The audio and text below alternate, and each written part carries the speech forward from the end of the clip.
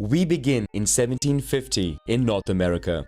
It's been 150 years since settlers from Western Europe, mostly fleeing poverty, famine, or religious and political persecution, first arrived on the continent. Their arrival came at the expense of millions of Native Americans who lived there for thousands of years, mostly in tribes. On the East Coast, Great Britain has established colonies inhabited by 1.5 million people.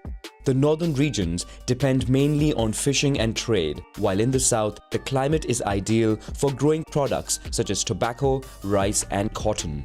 Rich landowners, called the planters, seize vast territories that they exploit by buying slaves from Africa via the triangular trade.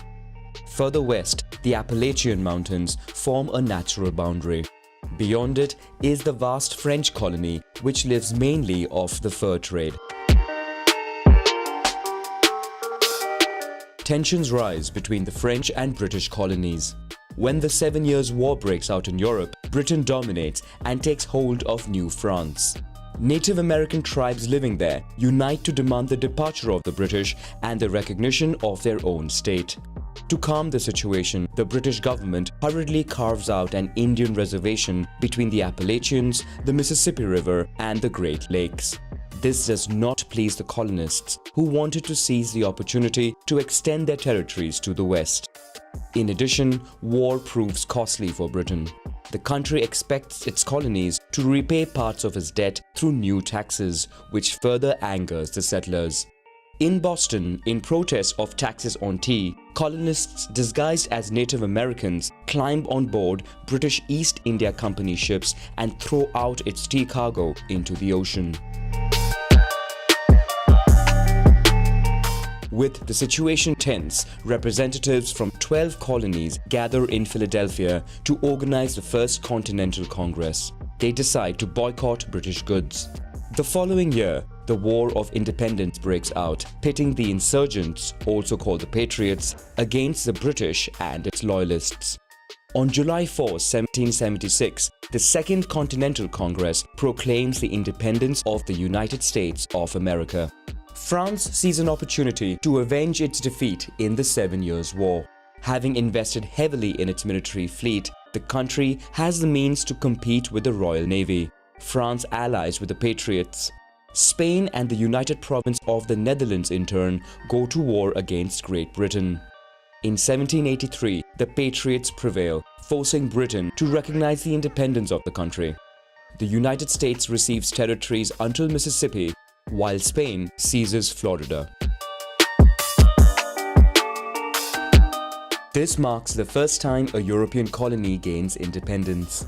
The United States adopts a constitution based on a strict separation of powers.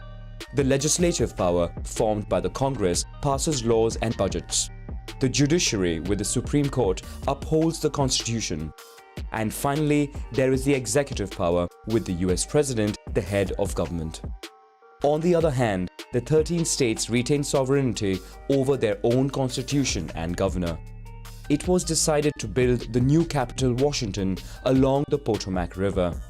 In the west, each new territory with at least 60,000 free citizens would be allowed to form a new state equal to the others. Pioneers set off to relocate there, pushing back Amerindian tribes further west of the Mississippi River. In 1800, France obtained Louisiana from Spain in exchange for the Kingdom of Etruria. But it proves difficult to protect this vast, faraway, and relatively less-known territory. Fearing the loss of Louisiana to United Kingdom in war, France decides to sell the region to the United States. Congress then funds expeditions to explore and reach the Pacific Oceans. In Europe, France and the UK clash again. The United States first tries to remain neutral, but following tensions with Britain, enters the war. It fails in a bid to invade the colony of Canada as a British maritime raid reaches Washington and burns the city. At the end of the war, the United States abandons its ambitions in the north and focuses on the south, where the Spanish Empire is in decline. A military incursion in Florida allows, after negotiations, the annexation of the territory. In the west, Oregon is shared with the United Kingdom. East of the Mississippi, 5 Amerindian tribes are adapted to the settlers' sedentary and agrarian lifestyle. But Congress nevertheless decides to take over the land and pushes the natives to a reserve west of the Mississippi. Thousands die of exhaustion on the way. In Mexico, Texas, which is populated mainly by settlers from the United States, declares its independence. After a war, the Republic of Texas is created and in 1845 is annexed to the United States. But as the border is poorly defined, both countries are at war. The United States prevails and takes the opportunity to annex New Mexico and California, where the discovery of gold causes a rush that attracts hundreds and thousands of pioneers of all origins. With the land route proving dangerous, private funds are invested in the construction of a railway in Panama. The state of California is admitted, which does not have slavery. Southern states are largely agrarian and have slavery, while northern states are industrial and abolitionist. Both sides wish to extend their model to the new western states, causing the gap between them to widen. In 1860, Abraham Lincoln, who is hostile to slavery, is elected president of the country. In response, southern states secede from the United States one by one and band together to proclaim the Confederate States of America. Then begins the Civil War, which pits the Unionists of the North against the Confederates of the South.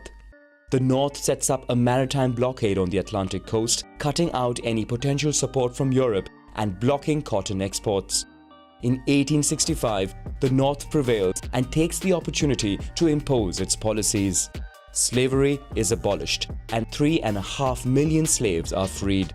But African Americans are now victims of segregation and racism, especially through the emergence of the Ku Klux Klan, a white supremacist organization. Many migrate to the north while others move to cities. The Russian Empire fears losing Alaska to Britain, so chooses to sell the territory to the United States. To accelerate its conquest of the West, the government finances the construction of transcontinental railway lines. In the center of the country, the invention of new machinery allows intensive agriculture. Vast plantations of wheat, corn, and large pastures are set up at the expense of the last 250,000 Amerindians who are kept on reserves. On the other hand, the rich soil allows rapid development of industry. The old continent Europe now views the United States as an El Dorado. Fleeing poverty and religious persecution, many southern and eastern Europeans migrate to the United States where they work as cheap labor. But the economic boom only benefits a minority. An elite group of industrialists grows rich quickly by establishing monopolies in sectors such as steel, railways, oil and banks at the expense of workers and peasants, including women and children working in harsh conditions. Strikes and protests erupt, demanding better conditions, but these are often met with violence by private militias or the National Guard. While European powers colonize a large part of the world, the United States also looks to project its power on the international scene. While annexing Hawaii in the middle of the Pacific, the country turns to Cuba, where there is a revolt against the Spanish. The United States supports Cuban independentists. After the mysterious explosion of a US Navy ship in the port of Havana, war breaks out between Spain and the US. The US wins, obtains the independence of Cuba, and seizes Puerto Rico, Guam, and the Philippines. The country thus becomes a colonial power. In Colombia, a French company begins construction of a canal that would connect the two oceans, greatly shortening the journey between the US East and West Coast. The United States buys the project and then intervenes to support the independence of Panama. In return, the new government of Panama offers the US a strip of land which helps complete the construction of the canal, inaugurated in 1914. In Europe, World War I begins. With workers and peasants on the front lines, industry on the continent slows down. The US industry takes advantage of this and, despite the country's neutrality in the war, sells on credit ammunition, food, clothes and automobiles to the Entente countries. In response, Germany tries to impose a maritime blockade by sinking merchant ships in British waters. In 1917, a German telegram destined for Mexico is intercepted, proposing a military alliance against the United States. This pushes the US to go to war on the side of the Entente, and 2 million soldiers are sent to European fronts. 116,000 soldiers lose their lives. After the victory of the Entente, Europe finds itself indebted to the United States. The economy of the US prospers. In factories, improvements in the assembly line cause production to skyrocket and decrease prices. The rise in purchasing power and credit results in a boom for the sales of cars, all kinds of appliances, and bank shares. Hollywood becomes a major industry with global influence. Thanks to the sale of radios, music genres such as jazz become popular. In New York mainly, nightclubs open, stimulating the sale of alcohol. The more conservative government tries to stem the phenomenon by voting for prohibition, forbidding the production, transport, or sale of alcohol. In response, thousands of speakeasies spring up throughout the country. Mafia networks seize the market and get rich quickly. Meanwhile, the South misses out on this wave of prosperity. Falling prices for agricultural products plunge the region into poverty. The Ku Klux Klan comes back into prominence, this time also targeting Jews, Catholics, and immigrants in addition to African Americans. The organization reaches 5 million members and is then banned after several lynching episodes. In 1929, the Wall Street stock market crash takes place. The US economy collapses. In a few short years, a string of bankruptcies of companies and banks pushes a quarter of the active population into unemployment. Prohibition is lifted and steps are taken to try and revive the economy and improve working conditions. In Europe, World War II breaks out. The United States, although officially neutral, prepares for war by reinstating military service. In addition, the country sells arms mainly to the United Kingdom and the USSR. In the Pacific Ocean, in order to curb the expansion of imperialist Japan allied to Nazi Germany, the United States imposes upon the country an embargo on steel and oil. In response, Japan launches a surprise attack on Pearl Harbor, causing the US to enter the war. The country secretly embarks upon a research program to create the atomic bomb. In 1945, the Allies overcome Germany. The USSR and the US then unite against Japan. A ground invasion by the Soviets and 2 atomic bombs dropped by the United States on the cities of Hiroshima and Nagasaki force Japan to surrender. At the end of the war, the US supports the creation of the United Nations, whose primary role is to maintain peace and security in the world. Europe finds itself in ruins and is exhausted by war. The United States and the USSR emerge as the 2 great world powers. After World War II, the USSR and the United States try and peddle their influence in Europe.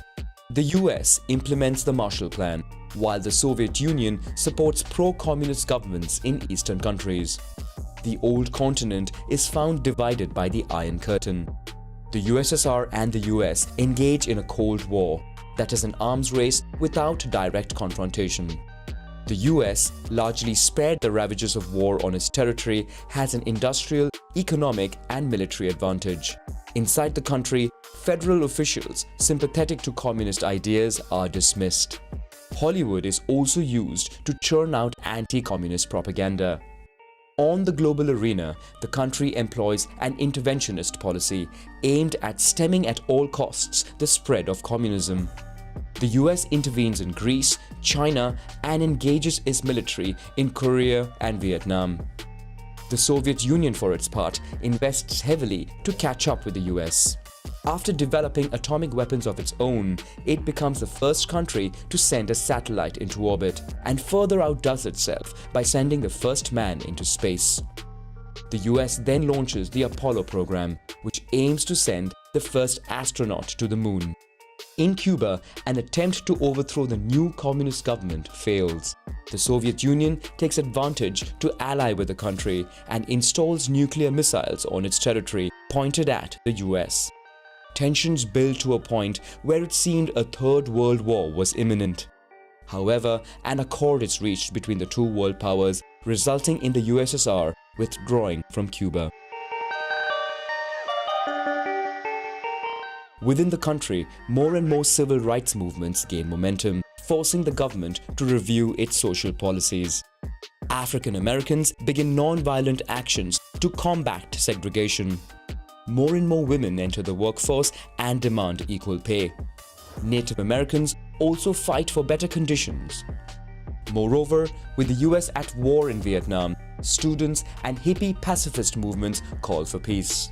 In 1969, the country sends the first man to the moon.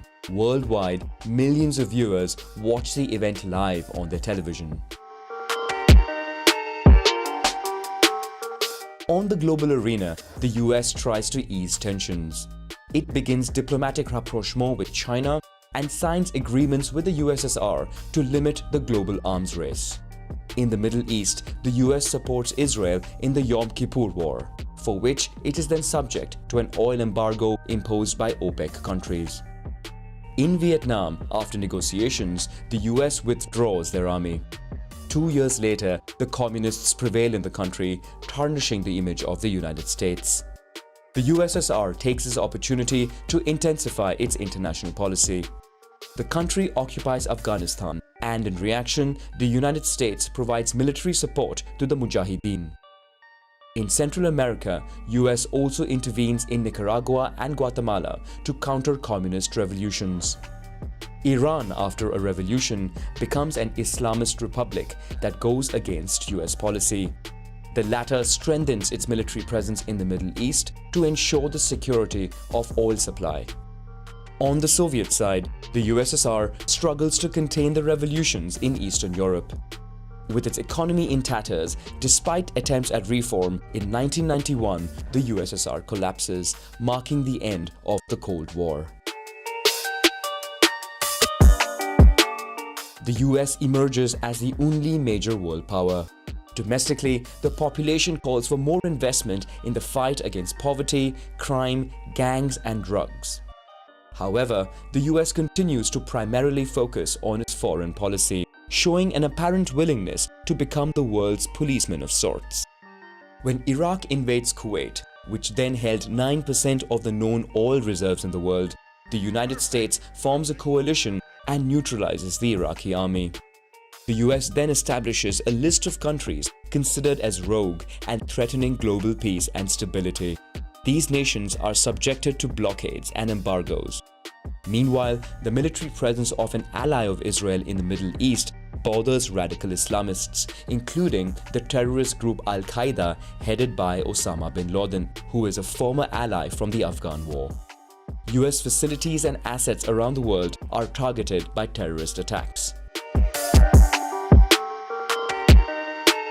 On September 11, 2001, the United States becomes the victim of a large-scale terrorist attack on its territory. Terrorism thus becomes the new enemy of the country. But it proves more difficult to fight this war as terrorist organizations operate discreetly in mobile networks without borders. Having launched a war against the Taliban in Afghanistan, the US hardens its stance against North Korea, Iran and Iraq, which it considers part of an axis of evil. A new war is launched against Iraq, but US troops, after quickly overthrowing the government, find themselves fighting against several terrorist groups in the region. In 2007, the subprime mortgage shock, followed by the financial crisis, plunges the global economy into turmoil.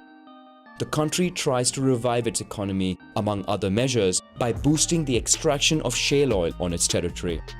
Today, the interventionist policy of the country is increasingly countered by rising powers such as Russia and China. The United States, however, remains the most powerful economy and military in the world.